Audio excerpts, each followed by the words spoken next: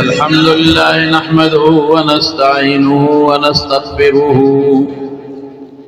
ونستغفره ونؤمن به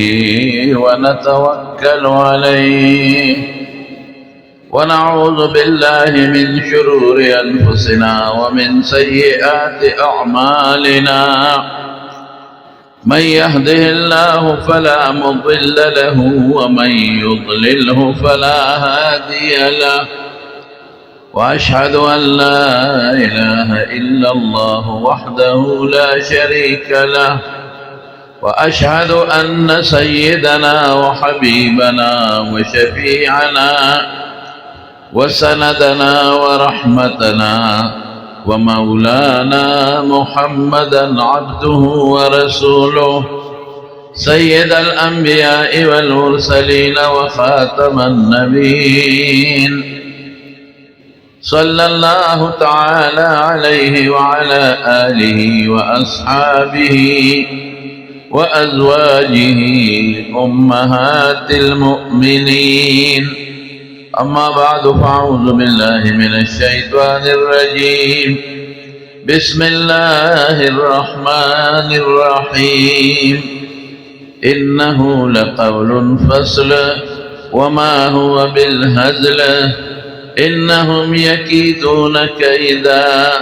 وأكيد كيدا فمهل الكافرين أمهلهم رويدا.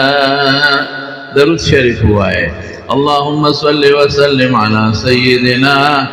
ومولانا محمد وآله وصحبه أجمعين. معزز علماء کرام او د دې اجتماع حاضرین و مسلمانانو ورونو، نن دغه مدرسه زینت القرآن والتجوید یعنی والتجوید القرآنی داغه د ماشومانو د دستاربندۍ او د تقسیم انعامات و اجتماع ده چې ګران قدر محترم رور جناب مولانا ابوبکر صاحب او داغه مرګري اصدقاء او رفقا د دې مدرسې خدمت کوي او ګڼ شمېر ماشومان د دې علاقې د دې مدرسې نه فیضیاب کېږي. الله یې د محترم رور جناب مولانا ابوبکر صاحب موږ سره په دارالعلوم حقانیه کې اخیری درجه کې دورې حدیث طالب دی او د هغه چې څومره ملګري دي الله یې د خیر او عافیت زندګي نصیب کړي. ماښام بیان زه نه کوم په وس ډېر چې مجبوره شم ګنې ماښام ستړی ټوله ورځ مې درسونه نو ستړی یم او دا محترم زما ډېر کشر دی او په ما ګران دی شهزاد صاحب الله دې ول روغ صحت ورکړي او الله تعالی دې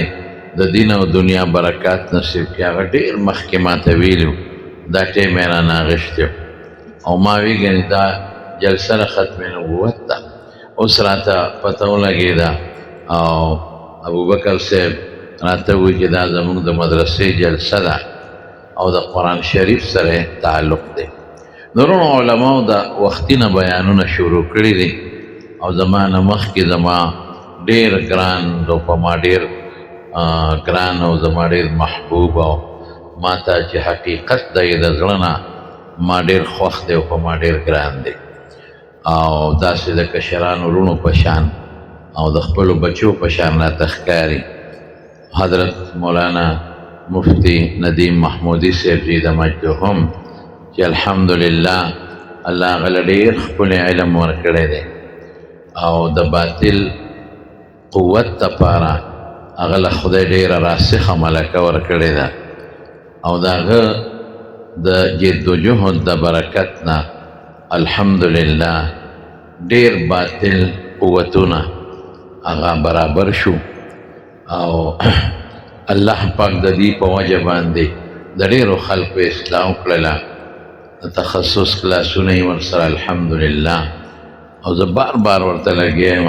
اوس مې ورته ویم مخکې مې ورته ویلی او ستاسو مخکې م دا ورته ویم چې ته د تخصص فی الفقه مستقل یو کلاس شروع کړه